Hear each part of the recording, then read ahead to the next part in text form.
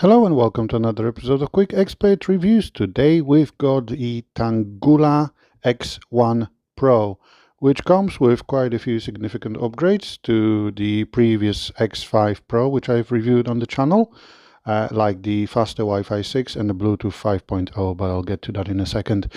As usual, we're going to start with the unboxing. So that was the X1 Pro.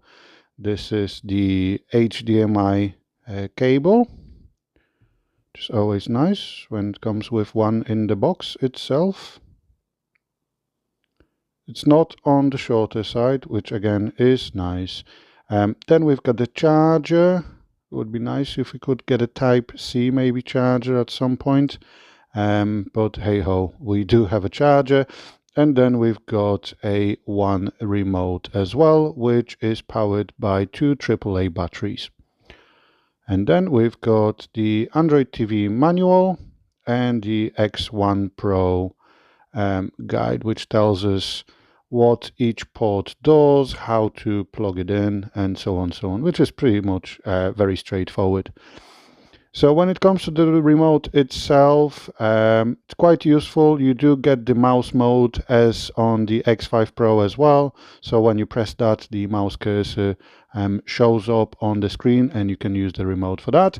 And then when it comes to the X1 Pro, let's take these off. We've got a nice upgraded cooling system as well. So this is the charging port, Ethernet, HDMI, audio video if you want to plug it in, 3.5mm jack, two USB ports, one being 3.0 and a memory card slot. As you can see, a very decent cooling solution and a small Tanggula logo on the front. It actually looks nice, looks quite premium. We do have a front display as well. So once plugged in, we are welcomed by the slightly updated user interface, which we can operate with the remote using the arrows and OK button, or like I said, you can use the mouse cursor. Now obviously the box itself does support Bluetooth and it's got a USB port as well, so you can connect a mouse, you can connect a keyboard, you can connect a controller as well, which I'll show you later on. So in terms of the user interface itself, you've got these shortcuts here, so you can assign any downloaded app or pre-installed app to it. So for example, I'm going to add Netflix over here, and then I'm going to add Prime Video over there. You can also replace the existing apps if you press and hold the OK button on the remote. You can either remove or replace the app. So for example, I'm going to replace this app with TaLeap, which I will tell you more about in a second. So yeah, as long as you've got the app downloaded, that's what you get. So when it comes to the device preferences, we've got a display resolution, which supports up to 8K streaming. And then we've got, I'm going to leave it at auto zoom, so you can adjust it to your screen. So for example, if you don't have a clear picture, you can adjust that, fixed rotation. Then you get advanced settings, so you can adjust the brightness, the contrast, saturation and tone. You can change it to different presets as well, cold, warm and so on. And then HDR on, off, or on, auto, or left at the SDR mode. When we comes to the decode and bitstream, we can use HDMI bitstream. When it comes to different formats, you can change these settings as well, which are pretty much self-explanatory. And then we've got Dolby Digital, Dolby True Sound, Dolby Digital Plus, Dolby True Sound HD, and so on. When it comes to display and sound, we can adjust the text size, for example. So if you're thinking about buying the box for senior members of your family or someone who's struggling to see the content, you can obviously adjust it, because it does run on Android at the end of the day, which, as we know, is quite highly customizable. So yep, that's that. System sounds, obviously we can turn this off. Okay, let's have a look. Yep. Sound settings, input. So for example, if you want to, you can have HDMI control. So when you turn on the telly using your telly remote, it can turn on the box itself, and then you can turn it off as well. So automatically when you turn the telly off, it turns the X1 Pro as well. Okay, lost the settings for a second. Press the wrong button on the remote. Device preferences, screensaver, energy saver, pretty much self-explanatory, so turns off the screen. Advanced settings, default launcher, you can change that, and what do you want the power button on the remote to do. And then let's go into, so remote and accessories, as I've mentioned, Bluetooth 5.0 for improved wireless performance. So you can, for example, add a controller, and then auto start app. So for example, if you want to, you can choose an app, let's say Apple TV. So when you turn Tanggula on, rather than going into user interface, it goes into Apple TV. So yeah, pretty useful. And again, these small quality of life improvements do make a difference. Now we're going to fire up Google Play Store, so I can show you more or less which apps you can download. And to be honest, there's quite a lot. There's pretty much anything you can think of. So obviously these are divided into games, movies app, and so on. And these aren't the only movies and streaming apps you can download. Like for example, Disney Plus. There's more. All you have to do is just go down to the categories, and then, for example, for video players and editors, you've got Kodi, TV Mate, IPTV, Rumble.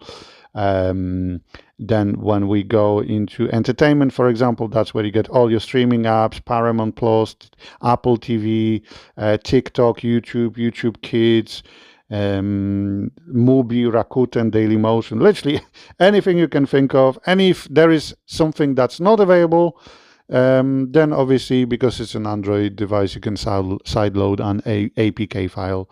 Oh, nice, SK Radio, Polish radio station. That's nice. And then you've got games as well. So you've got some featured games, games you can control with a mouse and keyboard, for example, because it's an Android device, or a Bluetooth controller. Doesn't matter if it's a DualSense 5 from a PlayStation 5 or an Xbox One or Xbox Series X controller, or even if it's a wired controller, you can use that as well, because the device does support 2 USB ports. So that is that. Now, when it comes to pre-installed apps, Air Receiver allows you to AirDrop and AirShare from your iPhone or iPad. Then we've got Aptoid TV, which allows you to download apps.